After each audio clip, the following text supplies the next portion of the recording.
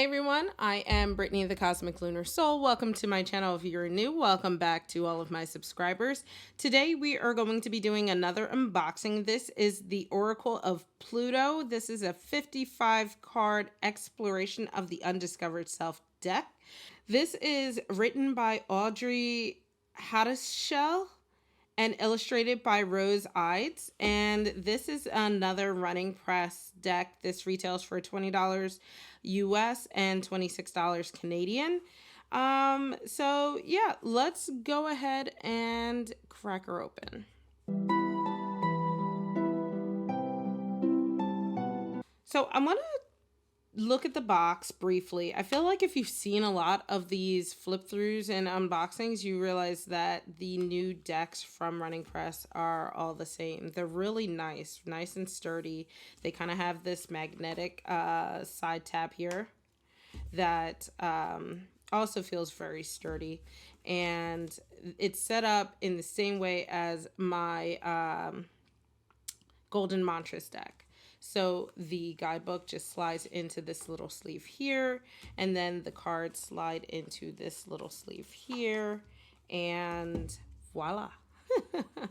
So this box is gorgeous, guys. My camera does not do the color of this thing justice. Like the vibrancy of this, it's like one of those weird colors that make your pupils dilate.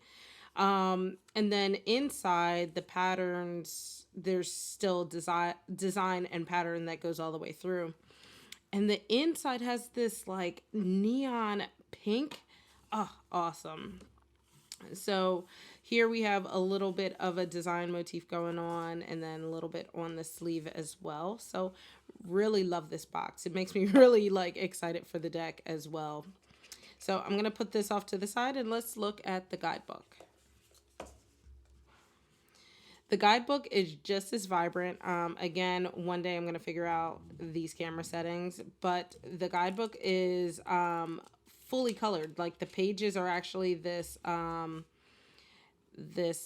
gradient purple and pink all the way throughout the book.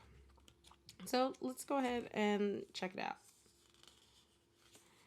out. The table of contents is unusual, but I think they did it that way because of the simple titles of the cards. So we have the introduction, how to use this deck, and then it goes into the cards, and then the cards are listed from 1 through, interesting, 1 through 86.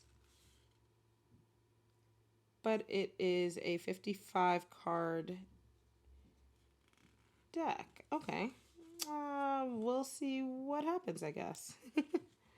So we have our introduction, how to use this deck, kind of like ideas of how to use it, but it does say that specifically it was created on for the purpose of offering insight, whether it be into a specific situation or a specific question, or to get in touch with like the general energies around you right now.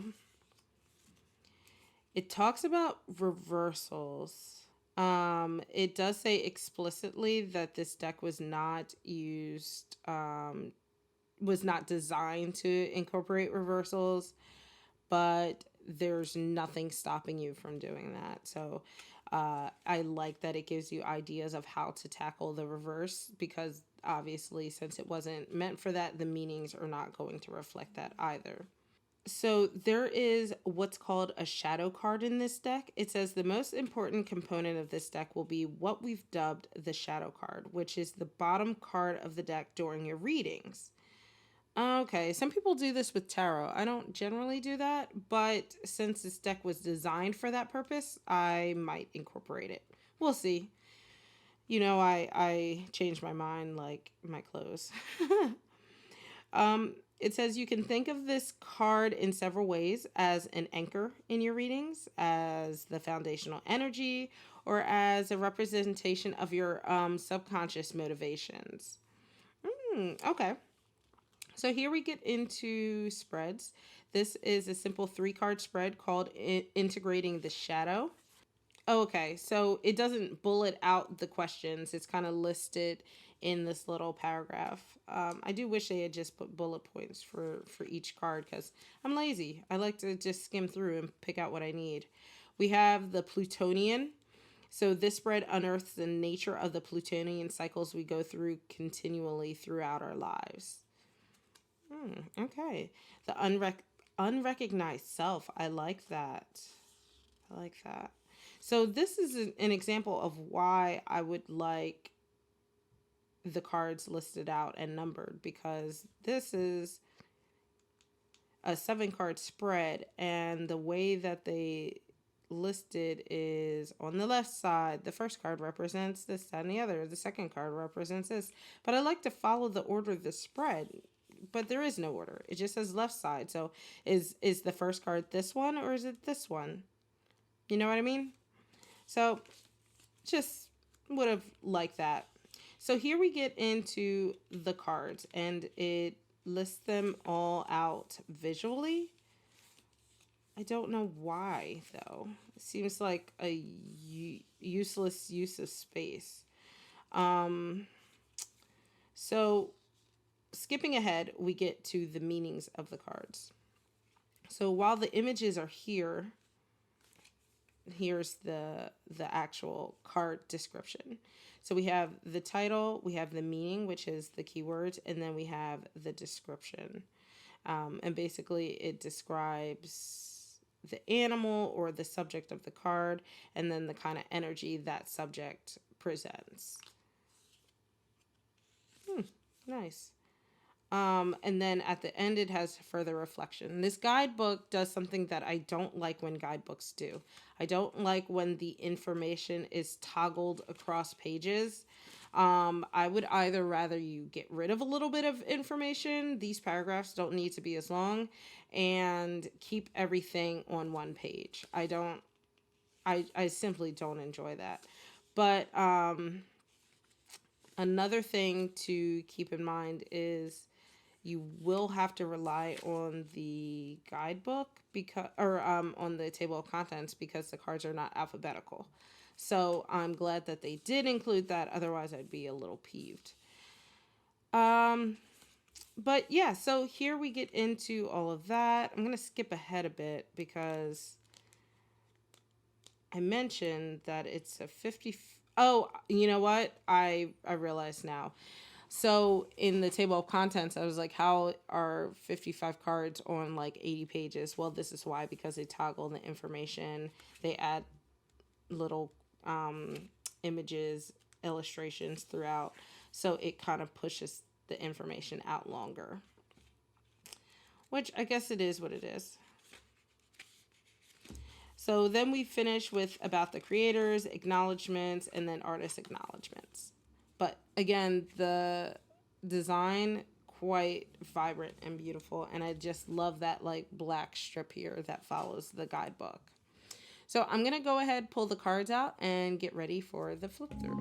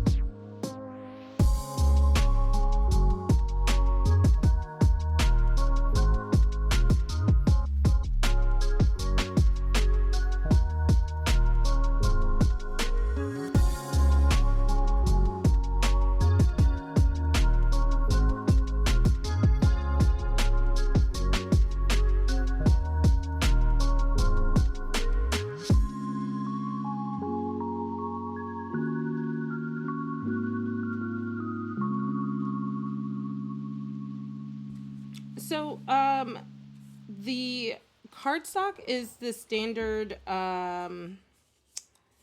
cardstock from Running Press Studios. I will say that it's a little on the thinner side.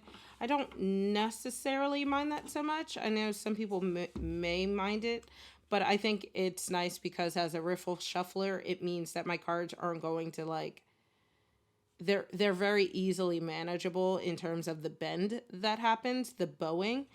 But you know, images wise, the images on the cards, I mean, the vibrancy of this deck is just so gorgeous.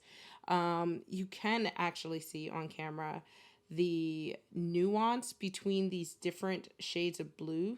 You can't see all of it, but you can see a good portion of it. So you see these white borders, you see how it fades to softer blues, darker blues in the background, and then there's like some nice blues in between here. Obviously, you can see that the backs of the cards are not reversible because, again, this deck is not designed with that intent in mind. But if you want to use reversibles, that's completely up to you. Shuffling, the cards are a little stiff. I feel like a lot of this style card, I mean, not stiff, chunky. They just need a little breaking in. But overhand, it shuffles beautifully. I already know this card stock, so it also riffles and bridges beautifully. So, beautiful. Whew, nice. That helps break it in a little bit too. So, this was gorgeous. The artwork, that's funny. After all that shuffling, we still have the goat as the first card.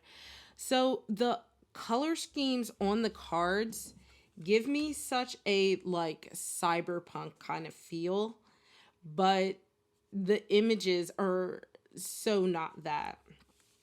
The whole theme of this deck is shadows, and then mostly like 90% of the cards are shadow puppets.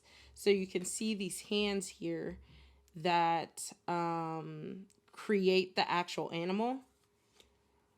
And then in a few of them, let's see if I can find one. I mean, you saw the goat. But in a few of them, it's the animal itself that creates the shadow. I think one of them was the rabbit, but it was called the friend, I believe. So these two cards stand out to me the most as, I believe, the only cards that didn't have hands casting the shadow. So this one I have to look at a little more deeply. The world card. I don't know if there is a shadow being cast. I have to read the description in the book, I think. And then this one, the shadow is being cast by the animal itself, but the card is called friend. So it's very curious. These two stand out as unique in the entire deck. But like I said, the idea is the shadows being cast by the hands that you can see here. Okay, guys, that was the flip through of the Oracle of Pluto. I actually thought it was going to be more of like a celestial deck.